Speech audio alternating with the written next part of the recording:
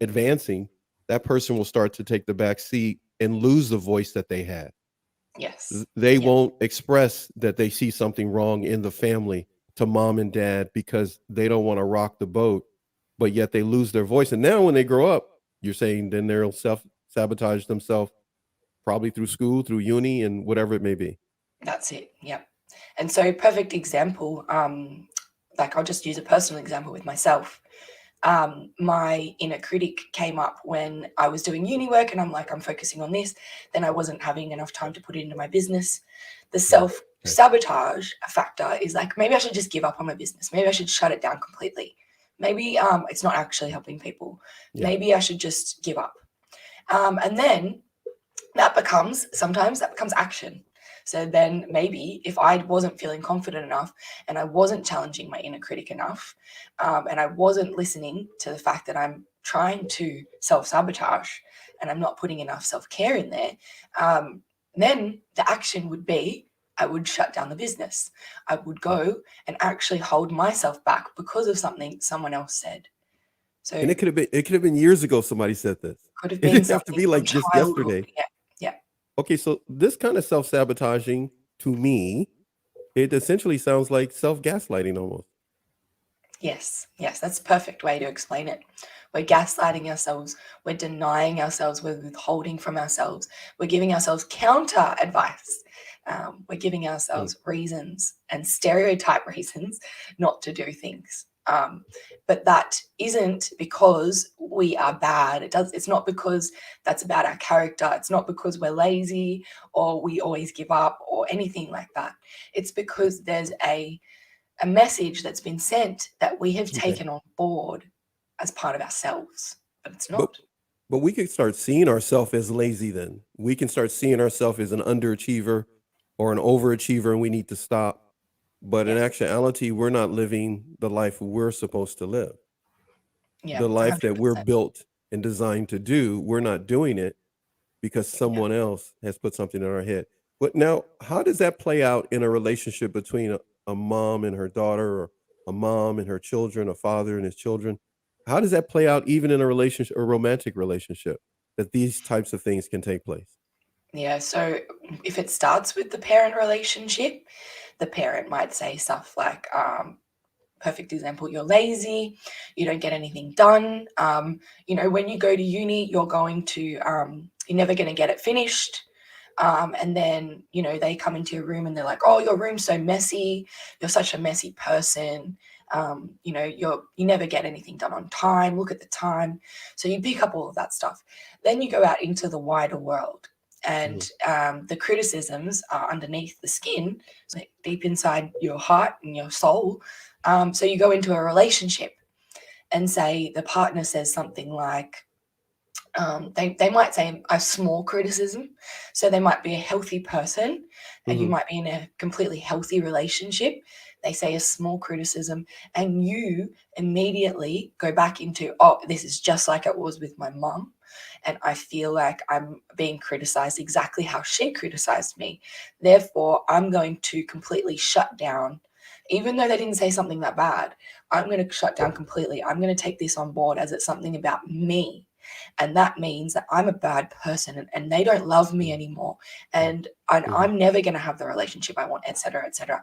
We go into this huge cycle of like negative language, which is sabotaging ourselves and it's gaslighting ourselves because it's not necessarily true. We're gaslighting ourselves to believe something that holds us back. It becomes then a pattern of life that it's a safe place to be then, because you never have to, quote unquote, take a risk or growth. Exactly. A person doesn't have to excel or start a business. They don't have to get a consultant or they don't see that they can invest in themselves.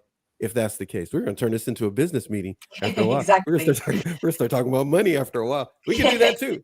We do that, but that's on my other podcast thing, on Open Session Podcast. Yeah. But anyhow, what I was going to say is, we've got a situation then in our life. If you're relating to this and you're listening to this and you can relate to this or watching this back, no matter what part of the world you're in, by the way, much love to all of you who subscribe to our channel, but especially to all of you who watch the channel that are not subscribed. Don't feel any pressure to subscribe.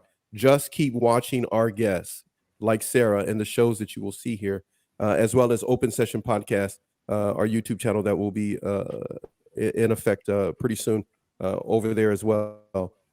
What we want to do is this information means that you have to really be honest with yourself. You have to really take a look at, are you beating yourself up because of the words and actions and maybe the poor caregiving from someone else? That Mhm. it's not you, but recognize when it is you so that you can be your better friend than someone else has been to you. I just wanted to say Yeah, that, Sarah. It's just been on my mind. that's I haven't done a perfect. show Yeah, since thank last you. month, so we'll go ahead. You were going to say what? No, thank you. And a lot of things that I tell my clients. So when we uncover these feelings with when we're in coaching, we talk about it, and then I ask them, what is the purpose of this emotion? What is the purpose of what you're feeling at the moment? And it's Fun. it's kind of a strange question at first. They're like, so I'll say, what is the purpose of being angry, for example? They'll be like, I have so many anger problems and I don't know why it holds me back in my relationships. And I'll be like, okay, what's the purpose of being angry? And they'll be like, oh, I don't know, to tell someone how I feel. And I'll be like, okay, yep, cool. What's the purpose of telling someone how you feel? And they're like, I'm not sure because I want them to know that they've hurt me. And I'm like, okay, cool, awesome, we're getting somewhere. What's the purpose of telling someone that they've hurt you? So I can feel better. Cool. What's the purpose of feeling better? To protect myself. And why are we Yeah. trying to protect myself? Because I love myself. So what we're really trying to do is, in essence, look at the bad behavior and Okay. look at the real purpose behind it. Because, like you said, it's a protective mechanism. We use that self-sabotage, like, I'm not good enough, I'm never going to make it Yeah. happen, Yeah. it's never going to go anywhere. Yeah. We use that because it protects ourselves from the negative outcome that we're Yeah. afraid of. Yeah. But the thing is, the people that told us those negative outcomes want those negative outcomes for us. Yeah. And we can challenge that by Yeah. challenging our own language and the way we speak to ourselves, and also getting help to work through that. And pretty much the negative outcome that maybe someone else is projecting onto us, that's where they're living their life right there. If we Yes, diverted and went around wherever they're living and ignored what they said, we're going to move past them. That's totally. probably why they're upset, because we're going to move past them. A lot of the time, it's A very lot of true time. Yeah. that they can A see the little jealousy. potential. Yeah, Yeah. jealousy, 100%. They can see the potential of you going further than they have ever been. So they're like, oh, I don't really like that. And they might not be consciously thinking, I don't like that. They just Okay. have this drive to go and do something and hold Mhm. you back. Okay. Now, for a number of you who may be watching this, many of you who may be comfortable at seeing our shows like this. Some of you may be thinking, I thought we were going to just talk about gaslighting, and that word in itself, in its limited context, that can happen all across social media, no matter what platform. It can have almost a limiting conversation on it. We wanted to expand that conversation beyond what most people try to do, and we're just taking steps in that in this show number 4, entitled Gaslighting 101, and the many different variations that we're going to be discussing even in the upcoming shows that we have. Uh, but when it comes to the word gaslighting, we've already kind of broke that down in 3 shows. We're going to take a different angle. That was what you mentioned as part of what you wanted to do here over the Mhm. next 3 shows, this one and the next 2. So if you come back to our channel, NARC ABUSE TV, and go to uh, Sarah's YouTube page, YouTube, Yep. Instagram, and Twitter, and TikTok, right? Did I get that Yes. right? Yep. Okay. All right. You're going to find that there are a number of things that she will talk about. But what does concern me, and I want to get into right now, is PTSD, in other words, CPTSD. Mhm. Can you touch on that for us Mhm. a little bit? Yes. So PTSD, most people have probably heard of. It's where someone experiences a trauma and then they develop post-traumatic stress disorder, which is like there's a physical, mental, and emotional effect on the person, and it affects their day-to-day life. They might experience anxiety, they might experience intrusive thoughts, they might experience the self-sabotage behavior like the inner critic, Right. and that can hold them back. So we see PTSD in general with, a lot of people just make the assumption that that's because of, that's from the military. We Mhm. hear that army veterans have PTSD from going and engaging in activities over there that are not very good for the human being to engage in, which will definitely cause PTSD. But when we're looking at complex PTSD,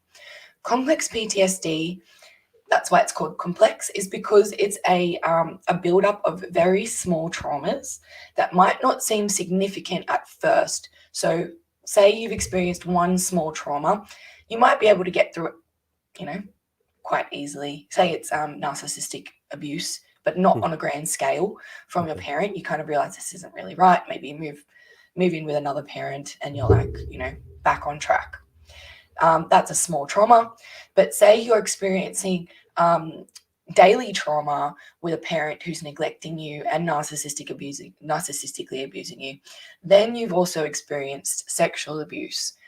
Then you've also experienced abuse not just through the home environment, but through the school environment, or through an after school activities place where maybe the Mhm. coach is abusing you as well. And then you get bullied at school as a result of that. And therefore, you may, engage in bad habits like drug abuse, or getting caught up with the wrong crowd. Now, all of these kinds of things can contribute to complex PTSD, which over time creates the same effects as PTSD. But we can't say that we've experienced a huge trauma like someone who's gone to war, for example. We can't say we've seen dead bodies and things blowing up, but we've experienced something low level but just as impactful on the inside, that has repeated over time. And now how that affects you is you get the same kind of effects as normal PTSD. You get anxiety, you have that inner critic, you naturally Mhm. self-sabotage, Mhm. and it will hold you back in life. You'll start to believe that the things that had happened to you may even be something that you deserve.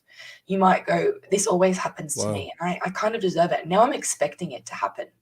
I'm expecting it to happen again and again. Wow. And then you get into a new relationship, and this person starts to abuse you, for example. And it just adds to the complex PTSD, which adds to the sense that maybe I'm a bad person. Maybe there's something wrong with me. That's why I keep attracting all of these bad experiences. And that holds you back in life. It really does. It stops you from moving forward. And then you get stuck. Okay, so then now that's an attack on a person's self-worth if that's the case. Hmm. Their own self-worth and their value is lost in the process because now they're believing these bad circumstances that have accumulated, circumstances of life, some of them may be literally other people are just being mean and rotten. Hmm. And Yep. now they're being mean to them. All of those things can cause them to have the CPTSD, in which it is becomes truly complex, right? All of these Yes. things become a vicious cycle that seems to weigh a person down. Yes. If you are watching this, many of you tell us that you have told me and us here that you listen to the show a lot while you're doing a number of other things. So if you're listening to this, watching this back, know that what we're talking about right now, there is a way out. That there are individuals who are specifically qualified to handle these types of situations that you may be encountering. So by no means don't think you're alone.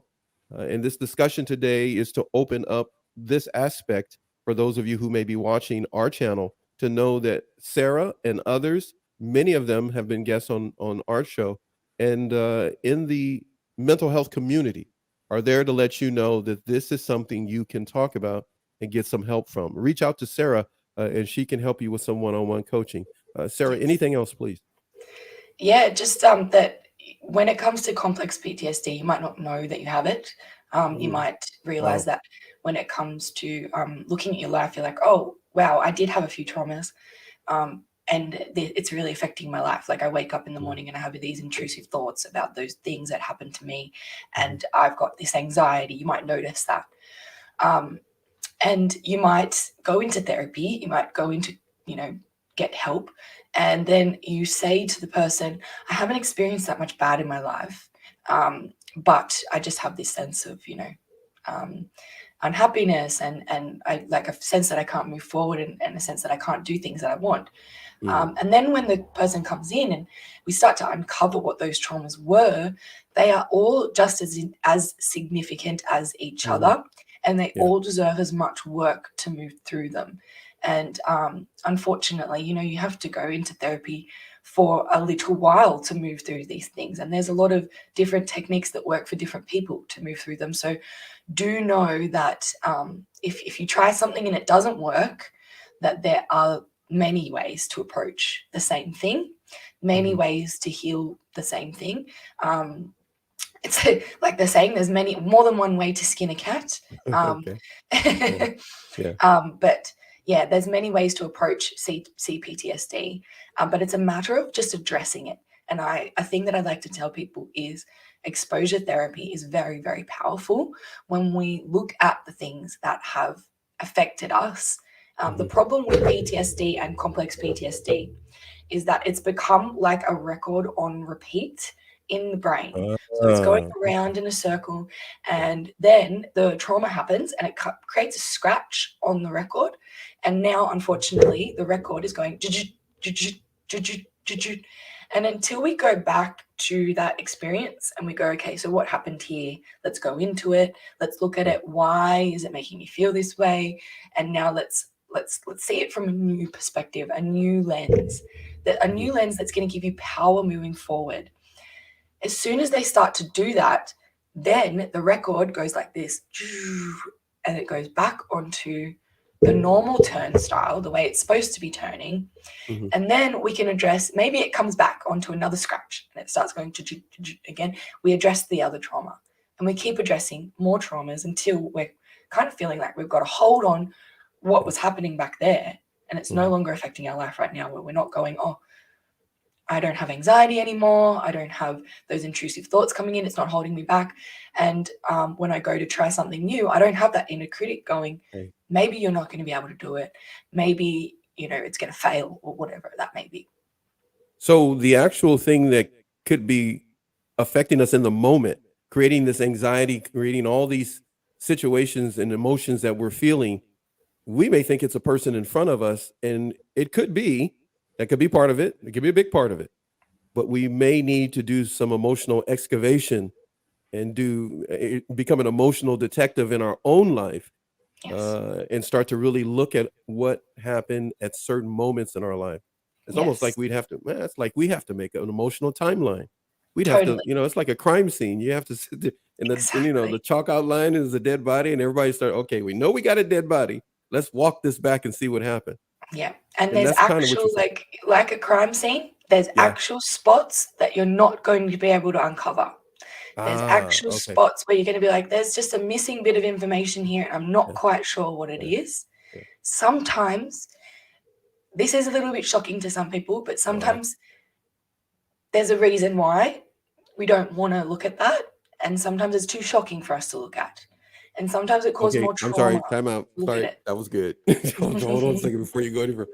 You're saying that there may be a part of us that either is protecting us or whatever. In other words, we may not necessarily want to delve into that, or we may not be ready at that moment.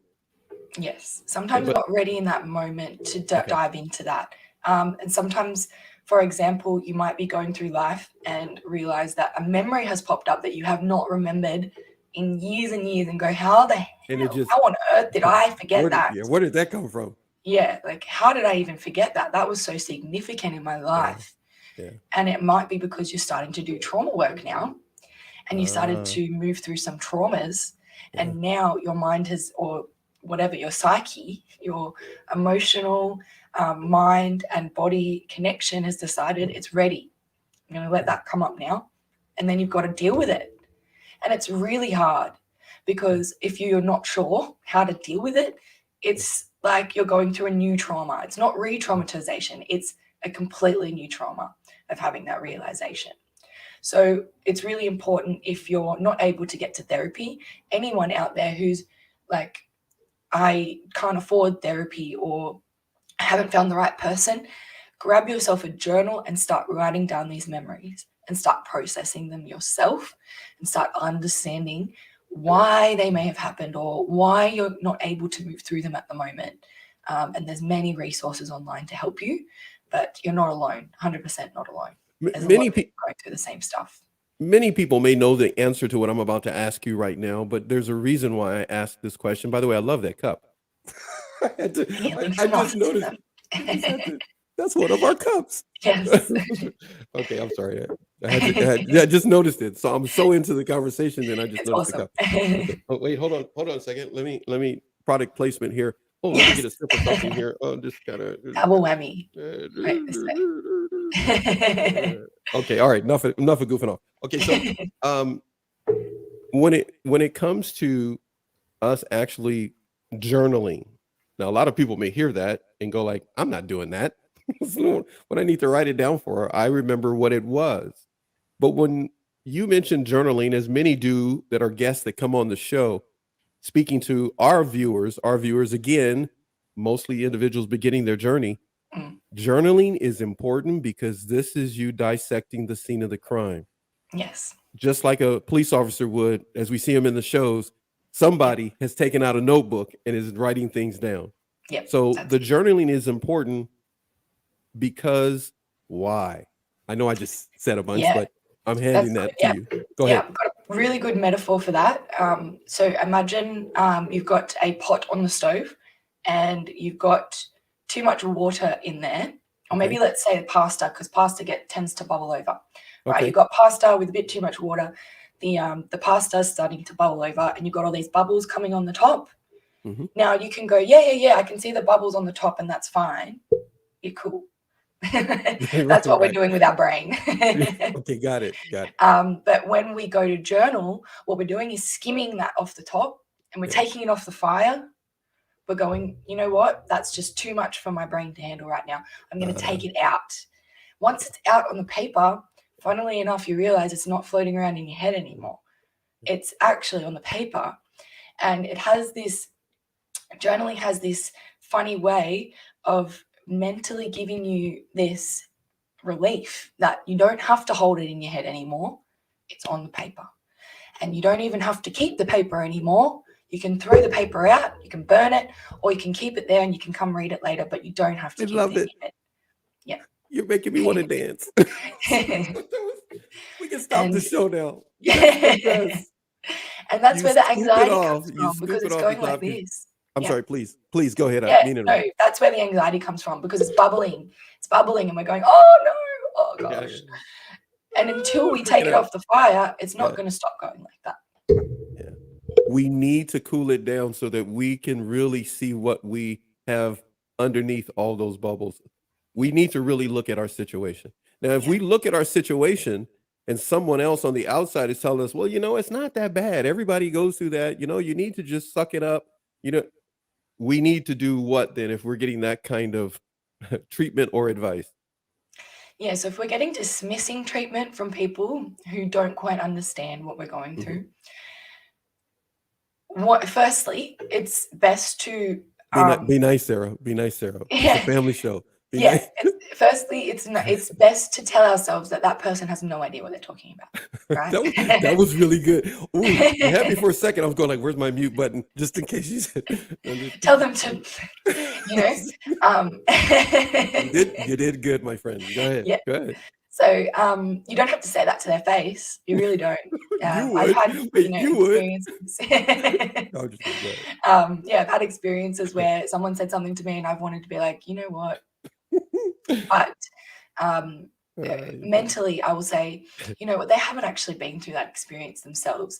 Now they can look at it from the outside easy. They can look at it from the outside. They can make their own assumptions very easily. But until they go and experience it, do they really know the impact of what happened in that situation? No. So unless you're actually talking to someone who's been through it, and one of the most healing things is talking to other people in the community. Something that helped me the very first time that I realized I was going through these experiences, gaslighting, abuse, narcissistic abuse predominantly.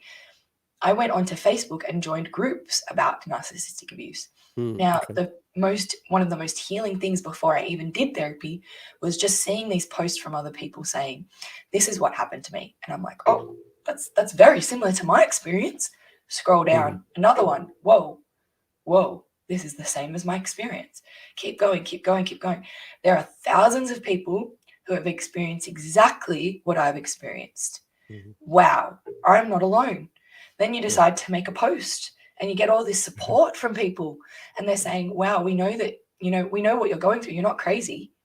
Yeah. Finally, you're like, there's a way out here. Yeah. And there's some solutions from other people who have gone through it too. So that's one of the most impactful things, is right here, right now, talking about it, telling other people that it's not completely normal, but it's normal to have had these experiences and to feel this way afterwards, because it's not like you can go through war and come out the other side feeling completely okay. Yeah, there is no Veterans Affairs for narcissistic abuse. There is no VA for you to go and, I'm a veteran of narcissistic abuse, and you get disability, you get help. But with all seriousness, there is that for those who offer their services to go to war. But in actuality, emotionally, many people are going to war even as we speak, emotionally, with themselves and with those who are supposed to be their caregivers or their partners, as husband and wife, or their partners in a business. They're experiencing war emotionally. And what you're offering to individuals, as many of the guests that come on here, but especially your series of shows, the first three and the other shows that we've done, and the summer series that we're going to do together with 2 more shows coming, you're offering people the opportunity to see that they can actually navigate away from being their own enemy by listening to the voices that somebody else put in their head. But you're saying 100%. journaling is one of the major ways to do that. You also mentioned the Facebook group. So just in Yes. case someone is looking to try to come up with some design plan or have a planner to figure out what to do, there are Yes. ways that they can navigate around that. Can they find more? They can find more of information like this on your Instagram, right? I know they Yeah, can find it on Twitter because that's how we met. Yes. So, Twitter, YouTube. I'm now going to be putting on long videos on YouTube talking about these things. And also Instagram, Twitter, and TikTok. Now I'm uploading videos up there too. But the main message I want people to know about that is that you may be going to war each day with your emotions. You may be metaphorically going to war with the people in your life, feeling like that everyone's out to get you and everyone's against you. When that may not necessarily be true. So what we need to look at and be really easy on ourselves with is that we haven't been given the right coping mechanisms to handle these situations. So as we were growing up, we may have experienced the narcissistic abuse. Well, we were experiencing abuse. We weren't given coping mechanisms to deal with that abuse. The parent wasn't going, now that I've abused you, here's how to deal with it. It's really hard. So it's our responsibility. And sometimes that's triggering to people, that we have to use our own skills, our own motivation, and our own discipline to do that work ourselves, to start to work on our own emotions and take responsibility for how we feel now. Because it's very easy to go out into the world and go, hey, because my mom abused me, or because my ex abused me, now I'm a victim. And now everyone's going to treat me like that. And we tend to have that story playing out, like the record playing on repeat. We have that story playing out. Once we've had that experience, we're like, okay, this is shaped who I am now. But if we're actually handed the coping mechanisms to deal with those things, those stresses daily in life, not only the parent, but say the boss, the friends, the next relationship that we come into, then we're starting to change the story ourselves. We're going, that person is no longer in control of me. I'm in control of me. And therefore, their voice starts to quieten. in the inner critic way, and our voice starts to challenge that inner critic and go, hang on a second, that's not my voice. Yeah. That's someone else's voice, and I'm going to challenge it because I know myself.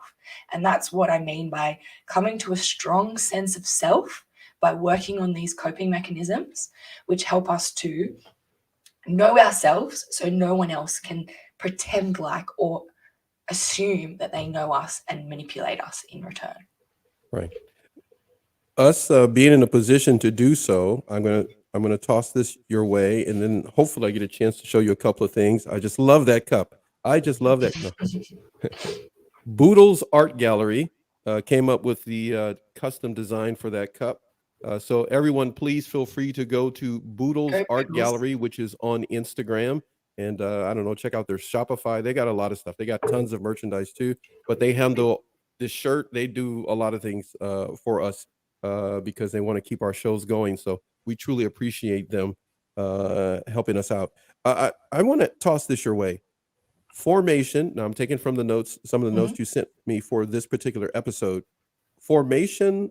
Who taught me how to write fast? Formation. Forming a sense of self. I'm going to take. I don't know what I was writing while we were talking. I don't know what that was. Chicken scratch. Chicken scratch. Formation of a sense of self. What does that mean? So, a sense of self is our identity, right? So, who are we in the world? Who are we to ourselves? Who are we to the people around us? Who are we in the world as a whole? What place do we have in the world? And that's not something that anyone can tell us. That's something that we create ourselves. That's something that we decide ourselves. But when we have been, in a way, our sense of self or our formation of a sense of self has been broken because of abuse, especially if we grew up in an environment like that. So I'm just going to move away from my microphone. You don't like the mic today, do you? You just been being. Sorry. I'm not getting you up this. I'm not getting you at 9 o'clock in the morning anymore. Yeah, I'm gonna stop. I'm gonna start having a later show just so you will. Wait, it's my nap time and it's your time waking up. We both sleeping. So when we have this formation of a sense of self as a child, it might not form correctly, right? So it's not completely formed because of the abuse. We've kind of like been, the kid should have the ability to go out into the world and feel secure that their parent is going to be there. But when there's neglect, for example, the kid goes out into the world and looks back and is like, my parent's not there, so I've got a sense of abandonment. Or they have abuse, so they go out into the world, but they have that inner critic. That has impaired the formation of a sense of self.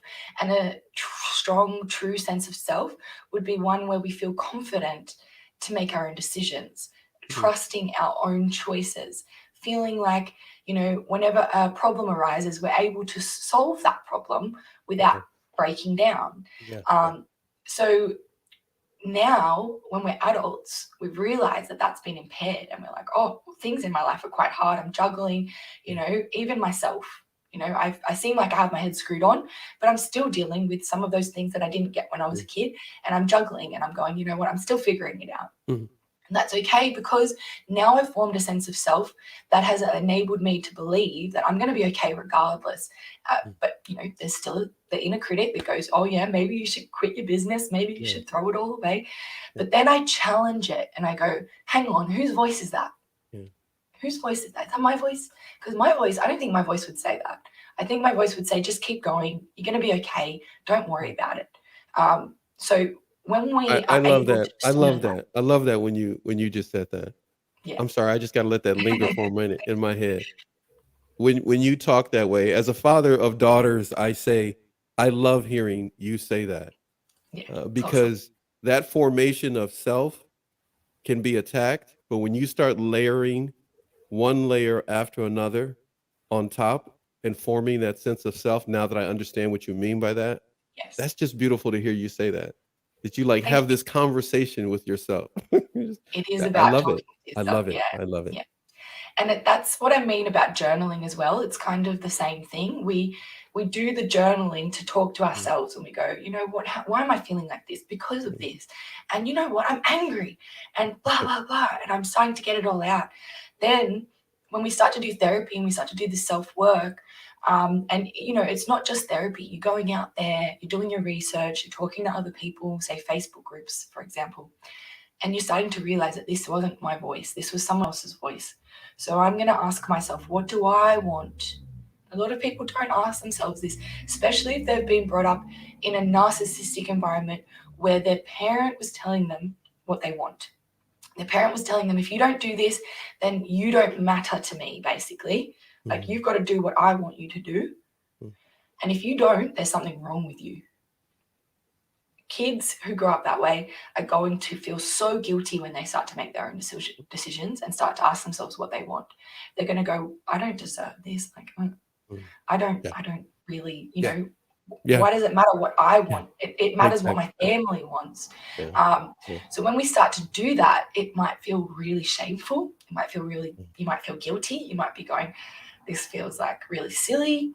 You might start doing the self-sabotage, like, who am I to say that stuff about myself? But it's a matter of challenging it. And like I said, exposing yourself to it. So we go, I'm exposing myself to this good self-talk now. I'm going to look in the mirror and I'm going to start saying you matter and what you want matters. And I'm going to get up every day and I'm going to say that to myself in the mirror, even though it feels strange. But then it starts to build up inside. And you don't have to look in the mirror. You go and make a decision and you go, hang on, this is what I want. This is what I want. It's cool. And I feel good about it. And then you start to build the confidence inside. So when you start to feel good about what you're doing, that's when you go, I can do this. And that becomes part of who you really are. When you know you can do something and you feel confident about it, and that becomes a part of who you are, then you're going to shine that out to the world. For example, if you know you can help people and someone's been saying you can't help people, and then you start helping people and you go, oh, maybe I can help people. I feel confident now. The confidence is what shines out to the world. People start coming to you more because you feel that way. That's true. That's absolutely true. Feel like I'm worthless and I can't do this. What do we attract in the end? We start to attract people who believe we are worthless too, who treat us badly. And metaphorically, in a sense, it's like we're wearing a sign on our head. It's a spiritual sign. Whatever we feel inside and whatever forms our inner critic is what's going to be shining in a red light on our head for any abuser, because the abusers are looking for that. They're looking for that kind of behavior, someone who's like really meek and not certain about themselves. They're going to have that red sign on themselves that says, I am ready to be abused. It's not like we're physically going out there and doing that, but we're going, no, I'm not good enough. And my mum said that blah, blah, blah. And my partner said that blah, blah, blah. So this is how I put myself out to the world. Who's going to see that? People who want to manipulate me. But if I work on myself, I'm going to put out a whole different person to the world. And there's going to be less opportunities for people to abuse me because I'm not going to allow that. I like that whole nother person to the world statement, and everything you have just said. Again, I could listen to you all day. I really could. Just I think you're getting kind of woken up now, huh? It's kind of like when we first I hear you. I wanted to do a show with you today as my first show back in the month of June from last month, because I knew that you would do most of the talking. So I just needed to carry a little bit at the beginning because you were just waking up.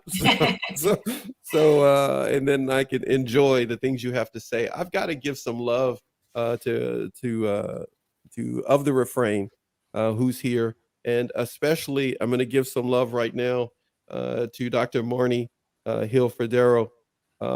Both of you that are here right now, and everyone else that has been watching. I appreciate all of you being here and watching it, but I'm going to do something here. Sarah, please, I got to throw this in. I was going to do it at the beginning of the show, but Marnie's here now, so hold on one second.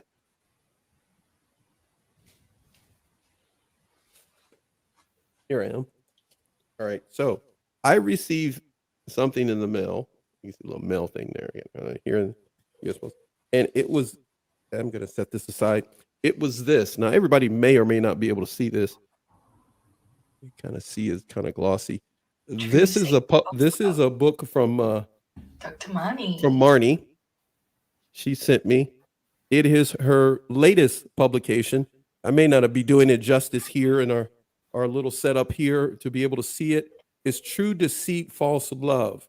Now, this is a word search puzzle Oh, on domestic violence, narcissistic abuse, parental alienation, and intergenerational family trauma is what wow. this particular book is. I think this is number Marnie, you're gonna have to help me here.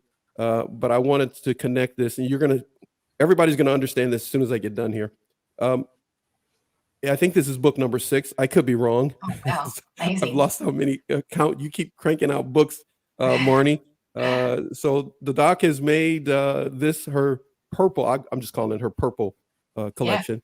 But they're all different colors. You no doubt have noticed her here a number of times on Yes. our shows.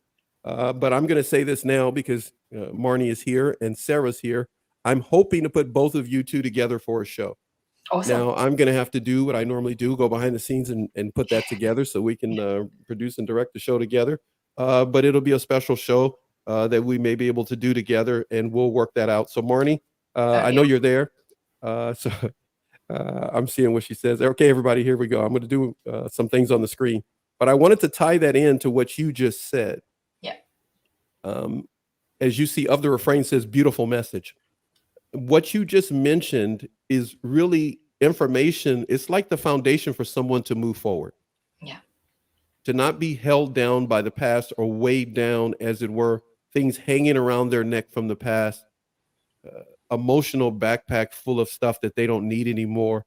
They Yeah. need to be moving forward. Well, a lot of people want to, they just have no idea. So they may settle into feeling like that they're a victim the rest of their life. And Yeah. technically, abusers want you to feel like you can Exactly. be a victim all you want, or a person who doesn't see themselves in the beauty that you are. Mhm. But here's a few more things here. Sarah, you got some love on the screen Thank you, from Dr. Marnie. Thanks. from Doc. I just love For calling her training. that. I call any doctor Doc when they come on my show. But Marnie has a lot to tell you there, and I'll just keep putting them up. But when you talk about this formation of a sense of self, this is not an overnight thing, right? No, unfortunately. We would like to feel 100% again at any moment, and I understand that. But the one good piece of news that I can tell you is that it gets easier every time you do the work. The right now is the worst place you'll be in until you start doing the work. I'm not lying that there are going to be some times where you're going to regress and you're going to feel almost exactly how you felt when you started. But it's kind of like the ego in some way trying to test you and bring up these old feelings and go, hey, remember this? Remember this? You want to play with it? And you're like, no, I'm not going to play with it. I'm going to push it down. Some days we're like, yeah, okay, I'll play with it. I'll push that button. And then we get really sad and we're having a bad day. And then we've got to go, what were all the tools that I learned to get me through this? And we go back to those tools. One of the best tools to start with is that I recommend anyone to start with is just to look at your life and get a piece of paper. And I've got mine here. I just did mine recently, so I can show you. Grab a piece of paper, get your life, and write down your areas of life. So business, career, health, pleasure, emotions, finances, relationships, and spirituality. Let's In get a look. 12 Let's get a look at months, that one more time before you keep going. Nice and slow. You're good. Just go up and down business there or with it. career. Go back up. Okay, got it. Go up with it, my friend. Go ahead and go Okay. up with it. So business or career, health, pleasure, emotions, finances, relationships, or spirituality. So write a date on this piece of paper. So I've written 12 months, and write what your goals are for each area of life. So for example, business and career, I want to write down what I want. So I'm going to write a few points, right? Mm-hmm. Now I've got the date on there, which is June 2023. Now I've got all my points written down. I'm going to go grab a piece of cardboard and I'm going to print out some pictures that represent those points. I'm going to put them on a board, and that's what a vision board is. Now, when you look at that board every single day, you're going to see all of these amazing things that you want to create in your life. And that's kind of, I don't know if anyone believes here in the law of attraction, but that's how the law of attraction works. And what we have been doing in the past, and what you have maybe, anyone who's listening may have been doing in the past, is getting up every morning, looking at your life and going, it's crap. Or, you know, sometimes we have this cycle where we're stuck and we're like, well, what am I going to do? Life's crap and I'm stuck and I don't know what to do. If we have a set of goals that we're moving towards, even if life feels crap, we're actually starting to send a message inside that we don't want to be this way anymore, that we've got other things that we're trying to move towards. Now, this part is easy, right? We can move towards those goals easily if we start to put them in place. We put them up on the wall. We go, okay, what am I going to do today? What's going to get me closer to that goal in the next month or so? We can easily do that. But the hard part is the limiting beliefs that come up when we go to do that. And like I said, the self-sabotage comes in. We go, oh, look at all these amazing goals I have. And no, there's no way I'm going to get that done by, 12 months, Oh, I'm going to forget about that. Goodbye. And that's the work that we need to do. We need to expose ourselves to the things that we're a little bit afraid of. I want to go out there and maybe make a new friend. That's on my goal list. I want to make a new friend. Wait, hold on a second. Are you telling me I'm not good enough friend? Is that what you're saying? No, this is just an example. Are you saying Eve Bradley and Anushka and all of us? Yes. Michelle? No, they're definitely I'm just you saying Marnie's not enough of the refrain? What are we, chop liver to you, lady? No, this is just an example. All right. But say you want to go out and make a new friend. It's on your goal to make a new friend. And you go out there and you start to talk to some people. And you talk to people, but the inner critic is going, oh, no. I couldn't make a new friend. My parent told me that I'm not a good friend anyway, blah, blah, blah. And then you move away from it. You go, okay, I'm going to cross that off my goal list because that's too scary. No way. That's when exposure comes in. And, as a coach, I'm going to give you tools and coping mechanisms and ways you can approach it. But the very final step is you going and taking action. And if you can bypass the tools and the coping mechanisms and just go and throw yourself into something like that, that is going to be the fastest track to getting to where you want to be. Because the way our mind works is kind of like mathematical equations. If we've never gone out there and tried to make a friend, our mind goes, there's a 0% chance I'm going to make a friend. That's right. It's always going to go wrong. But if we go out there and try and make a friend, and we do it every single day, for example, after 30 days, we're going to be like, well, how many times did I get rejected? Maybe once. So there's maybe a 98% chance this time that I'm going to get rejected. So our confidence boosts as we go out there and expose ourselves to those situations. But obviously, for some people, that's going to be very hard because of that inner critic. So know that you have support here. For example, from me, if you want to work through those I got a friend, by the way. I just want you to know that. I got a friend. Go ahead. Keep going. A friend who needs to work through that stuff, or? No, I got a friend. I'm just saying. Cool. But I think she's offering it to you. She says, I'll be your friend. I'm just letting you know. Sorry, wasn't Hey, wait. And Marnie, Marnie. Marnie, she may need an invitation from Australia to come out and see you. So yes. you guys have to work that out. You go see her at her beachfront property out there. Oh, that'd be lovely. Or should I say oceanfront property? Anyhow, I'm just go ahead. I'm just having fun. No. But yeah, the most impactful thing here is if you can't get to therapy, if you're not able to do the work yourself, write out a set of goals and start giving them a go. See what happens. And if you notice that, like, I keep trying and I keep holding myself back, then, there's people here to help you. For example, myself, I can help you to achieve these goals.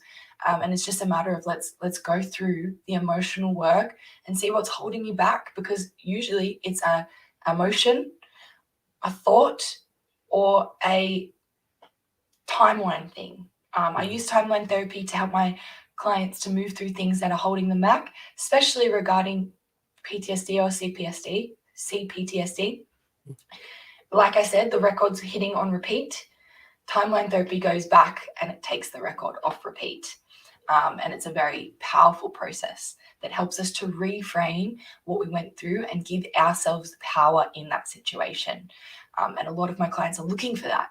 When they have a bad experience as they're growing up, they feel like the person who did something to them is the one who has the power. So we can do that process of going back and taking the power from them. And that's not true, right? I just want to double check. That Definitely person not true. who was mean, disrespectful, ungrateful, unappreciative, a predator, they really don't have the power. They're actually weak. If they've Unfortunately, discarded very you, sad. trust me, they are weak because they're not brave enough to sit across from you and tell you they're not enough for you. I'm It's sorry, I very just sad. had a dad No, moment there. yeah. No, I see Dad it as a moment. very sad thing these days. In the past, I used to have a lot of anger for people like that. It was Yeah, like, how can they be like that? It's just so yeah, ridiculous. These days, it's just sadness because they've never yeah, moved forward to a place yeah, where they can really connect with people and really find a sense of purpose and drive yeah. and connection. These things that we are all really trying to build and create in our lives. It reminds me, Sarah, of I'm thinking of Lauren Bond. She is a neuro coach, Mhm, deals with your nervous system, and mhm. like she says, they're dysregulated. You know, we're trying to stay regulated and live a happy life. That person is dysregulated. We have to know when we're dysregulated and may throw someone else off. But Exactly. a lot of times we can get caught up in thinking we have no power when someone else who is not framed right and dysregulated, they need to work on themselves. And now we're carrying their baggage thinking we're not good enough. And trust me, if you're listening to this show, many of you do, and I truly appreciate all of you for your support. Don't fall for their being dysregulated and not dealing with things. You're trying to journal, you're trying to exercise, you're trying to take care of yourself, you're spending time with your children and your family and your pet loves you maybe more than that person. Go with that. You can't change them, but we can make sure that we're not self-sabotaging. That's what as a little summary to what we talked about today. You talked Mhm. about self-sabotaging, sabotage. I just got to go buy another mouth now. I just self-sabotaging, and you also talked about a formation of a sense of self. Formation, a sense of self.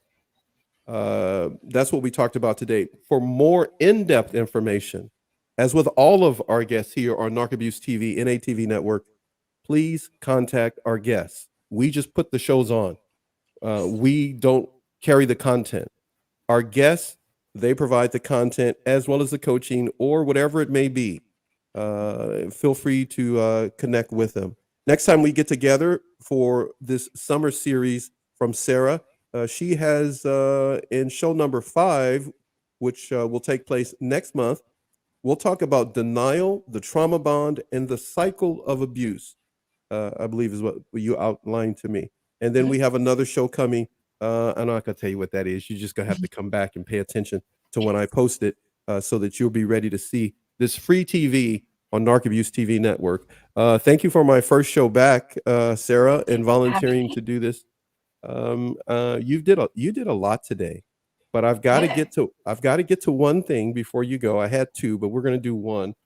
We've gone for a little over an hour here. I'm gonna turn this way here, and hold on there. Just bear with me. I'm Mhm. going to pop that in and do that, and we're going to share a screen here for Sarah. Here we go. Everybody get a chance to see that there, Sarah. You got that? Yep. All right. So that's your page.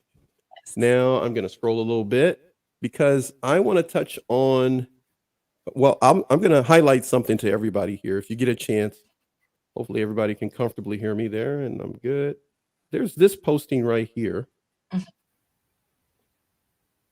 where you're talking, and you highlight a number of different things. We're going to delve into this one next time. I'm teasing everybody. Yes. But if you get a chance, go to her Instagram page, take a listen to this one. Sarah, you were exceptional in expressing yourself there. Thank you. You're just such a beautiful person. You did this. I was going to start tearing up. You did it so well. Oh, You did thank such a great job of expressing yourself.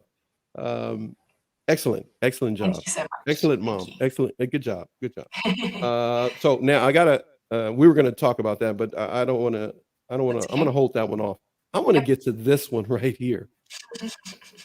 Now I know there's a typographical error because I read the caption or in the comments. But what were you trying to say here? Yeah, basically, it speaks for itself. But if you ever attempt and you are aware that every argument you get into with a person is pretty much going to go nowhere, this is pretty much what's going to happen. You're going to explode. And we're talking about exploding on the inside. And that means you're going to get angry, frustrated, like terrified by your emotions, because you're going to be feeling like you just want to rip everything off the walls and burn the house down because this person doesn't seem to be listening to you. That's what it's like to be arguing with a narcissist, because it is cyclical in nature, and arguing with them is only going to bring you back to where you were when you started with them. And that's why you're going to feel like you're a ticking time bomb. You're going to explode all over the walls, and they're not even going to clean it up. You're going to have to put yourself back together and clean it up yourself. Hmm, They hmm. really don't care what impact they're having on you, because for them, it's a kick out of getting power over you. So if you're trying to have an argument and you're trying to prove a point and you know you're correct, doesn't really matter. It really doesn't matter how right you are. They will find a way to be more right than you, to the point of ridiculousness, to the point of insanity, to the point where you feel like Uh, you're going insane. that was to the point of what did you say? Did you say ridiculousness? Is that Yes, what you said? ridiculousness. Yes. I love that. This is really. But now there are people right now who maybe just ending their day or had it happen last night where they were trying to get their point across and now they felt like they wanted to explode. So you're Yes. telling people like that, if you've gone through this, stop it. Just 100%. Yeah, just like, it's stop it. just not worth it. It's not Yeah. worth Let them your go. time Let them go. and energy, yeah. And, Yeah. people in these situations, for example, like, in that situation when you're arguing with them, they might say things about you that you're kind of trying to prove that you're not, right? They might say, "Yeah, but you're this person who, tends to try and prove their point all the time, but they're not necessarily right." And you're like, "I don't do that."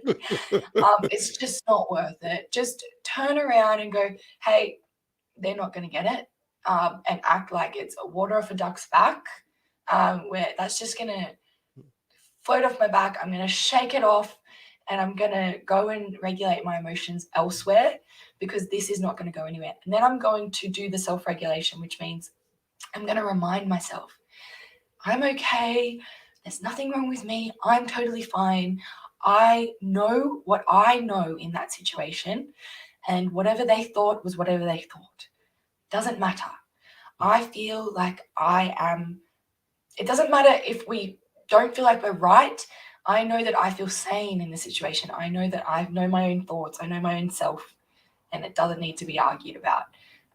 Even though they've told me that I'm wrong, even though they've told me that I'm like, that this situation, that they know me better than they, whatever it is, Better than we know ourselves or yeah, whatever it better may than be. we know Yeah. ourselves, and Better it's than your become part parents of know our, you, whoever. Yeah. yeah, Whatever. Yeah. become part of the inner critic, and we're starting to say those things Yeah. about ourselves.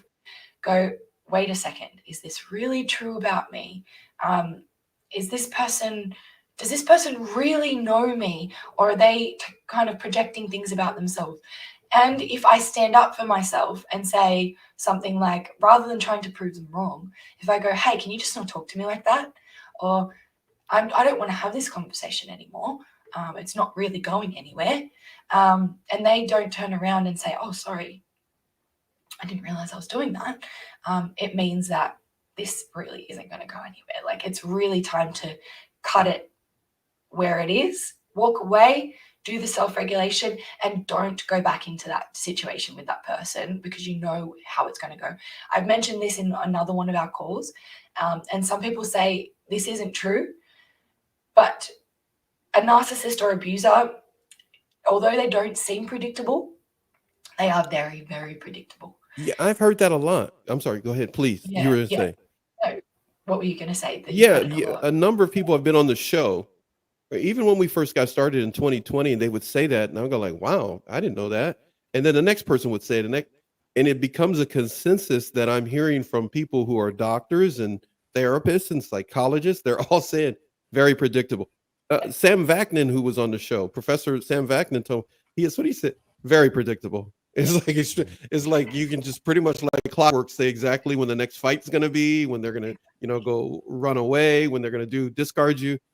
So exploding, the reason I wanted to highlight that post that you had on Instagram, exploding is what they want from us. Exactly. And it is something we need to be in tune that when we start to feel that, we've probably overstayed our welcome in that conversation. Yes, and they're probably pushing our buttons. So Yeah. it's like, okay, do I know what the next thing is going to be in this argument? Do I know what they're going to say next? Do I know what they're going to do next? Cool, time to walk away. I know that they're going to deny me. I know that they're going to keep pushing their point. I know that they're going to keep saying things about me that aren't true. Okay, not any point in arguing with them. Not any point. I know what's going to happen. I know that in the end of this situation, I'm going to end up apologizing, admitting I'm wrong. I'm going to say that it was all me, whatever it was. You're gonna lose some measure of your self-worth and give in to the abuser. Let the anger alone. Don't give in to the explosion. And for many, by all means, elsewhere. I'm sorry, say that again, please. With the anger elsewhere. So say you're in the middle of an argument with them and you're like, I just want to yell at you and throw things. Go in your room, scream into your pillow, bash your pillow on the bed, go fill the tub with water and put your head in it and scream underwater. Go for a swim, go throw rocks into the ocean. Do anything possible to deal with the emotion that they have induced for you, but don't take it out on them, because what they're going to do is go, see, look at you. You're such a bad person. Look at all these things you do that I knew was going to happen anyway. They wanted that to happen. They pushed the buttons. Yeah. And be mindful. Many of you already know this. Some of you have wrote me and told me this, and I am going to say it now. Some of you have told me to say this, and I haven't said it. I'm going to say it now. I'm going to agree with you. Be mindful that the children are watching. If you have children, they're watching. Yes. The neighbors are watching. It doesn't have to escalate. Let the anger alone. Stay focused on the more important things. We're going to end the show now with a video like usual. I know some of you were looking for a video the next time I was on to be in the middle of the show, but Sarah was rolling, so I wasn't going to play that one, but I am going to play this one. Marnie, thank you, my friend. Love the book, all of them that you sent me. And like I told you, I'm going to say it now. As I told you in private, I'm going to say it now. I am going to make a tribute video to you for being on the show and some other things. And hopefully you and Sarah will do a show together. Because, Marnie did a show with Anushka, our friend Anushka. And I got you on the list. And I don't know, Eve is, you and Eve are always busy. Anushka was busy long, I couldn't get her. And then finally her and Marnie could get together. Marnie's busy. So hopefully I'll get a show with you and her. And then I'm going to try to kidnap Eve again and bring her back and for her and Marnie to do a show. I'm going to do the Marnie book circuit. I'm just going to do it all on NARC ABUSE TV. We're just going to bring her back and talk about her books.